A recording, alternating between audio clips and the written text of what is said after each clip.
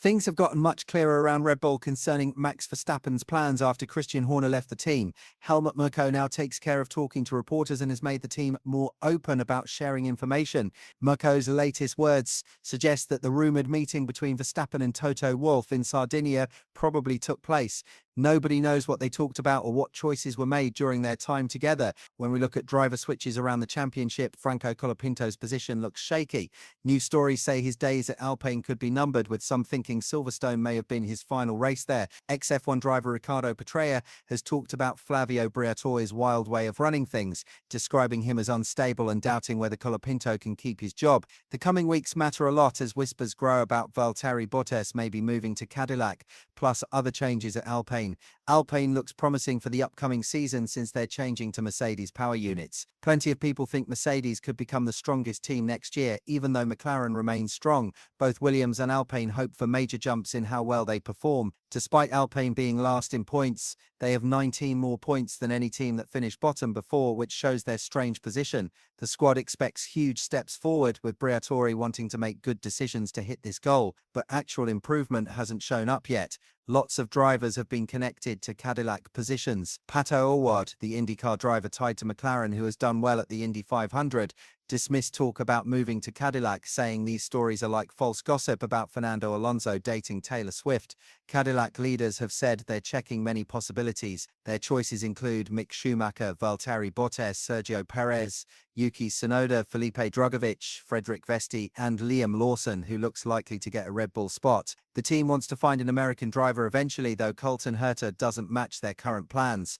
A driver from the Americas, especially Mexico, might work for what they want to achieve. Mick Schumacher has confirmed conversations are going on, saying the decision is tough while understanding the pressure to make a deal. Jack Doohan has apparently been talking too, with new rumors saying his connection might be serious. Cadillac's approach seems focused on signing an experienced driver, whether that turns out to be Perez, Bottas, or someone else with lots of racing behind them. The big question is whether to pair this experience with another seasoned pro or pick young talent. While experience has obvious benefits, developing fresh skill makes sense if it means getting an American driver which fits their long-term vision. But current hints suggest this won't happen, making life tougher for drivers like Schumacher or Doohan. Aston Martin has stated their commitment to keeping their current driving duo.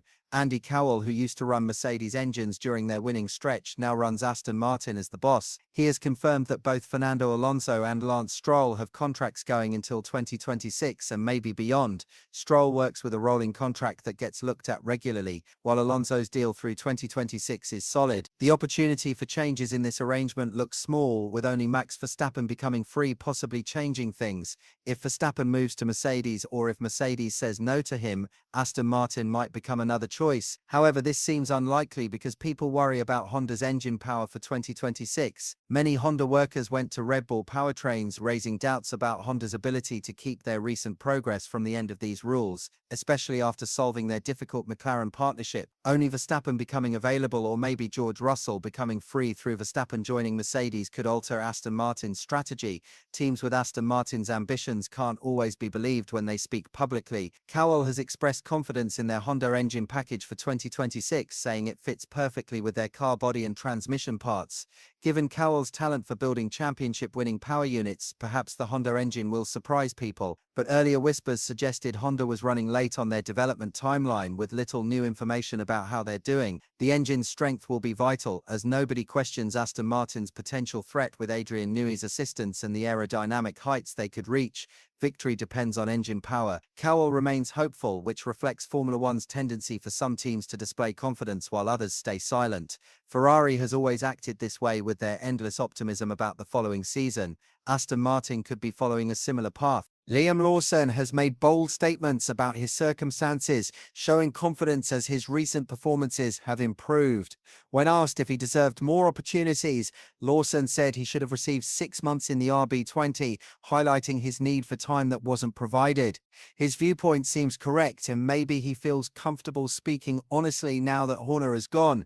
The decision probably involved both Horner and Helmut Marko. Marko supposedly heard from mechanics and engineers saying Lawson was struggling mentally and couldn't control the car, causing his demotion.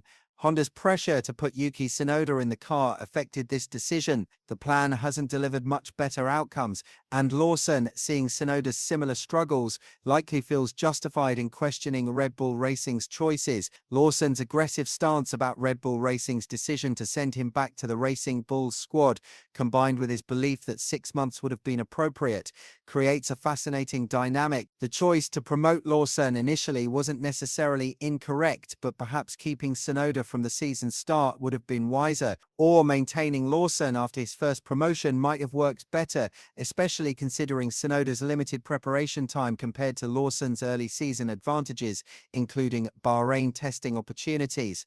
New discussion has emerged about the 2026 car concepts and regulation modifications. While ground effect principles will remain, they will be significantly reduced compared to current usage. QVIS Designs has displayed floor comparisons between 2020-25 and 2026 versions. Previous generation floors featured flat concepts, though floors naturally produce downforce through their structure regardless of Venturi tunnel usage. The obvious difference between these three configurations is the 2025 version with its large Venturi tunnels that generate primary floor downforce. The 2026 concept eliminates these tunnels entirely, while 2026 floors display more complexity than 2020 versions, with numerous elements visible. The Venturi tunnel system has been abandoned in favor of a primarily flat floor approach. This modification might enable the return of rake concepts that Red Bull previously favored. Another helpful comparison demonstrates the depth and complexity of current tunnels and passages through which airflow travels in 2025, contrasting with both 2020 and 2026 concepts. While 2020 and 2026 versions contain various elements, they don't channel into Venturi passages like the present system. The diffuser areas also reveal major differences between these eras. These machines remain Formula One cars with aerodynamic components everywhere, but the fundamental approach varies dramatically from initial predictions. Rather than maintaining Venturi systems at reduced scales, the concept has been essentially eliminated, forcing floors to generate downforce through entirely different methods. Ferrari continues experiencing difficulties, particularly with understeer issues during qualifying that have persisted for years. This problem began in 2020-22 when updates brought at Silverstone in France sent them down a failed development road from which they haven't recovered. This situation demonstrates Ferrari's pattern of beginning well in 2020-22, then encountering various problems worsened by ineffective updates. Despite reportedly modifying 99% of their car for this season, similar troubles persist. Toto Wolff has recommended patience with Fred Vasseur, saying he needs trust and time to lead the team effectively. Red Bull Racing has dealt with increasing speculation about Verstappen's potential Mercedes switch over recent weeks. While Horner's exit occurred and the Verstappen family may have influenced this decision, this doesn't ensure Max's continued presence at Red Bull next season, as Eric Van Haren and others have emphasized. Recent theories propose Toto Wolff and Max Verstappen held a brief meeting in Sardinia, supported by solid evidence. Verstappen's aircraft arrived in Sardinia for roughly 5 hours before departing, while tracking information revealed Wolff's yacht was in the same region. Additionally, Verstappen's yacht was reportedly in the same spot, suggesting he may have transferred from his plane to his yacht. Shared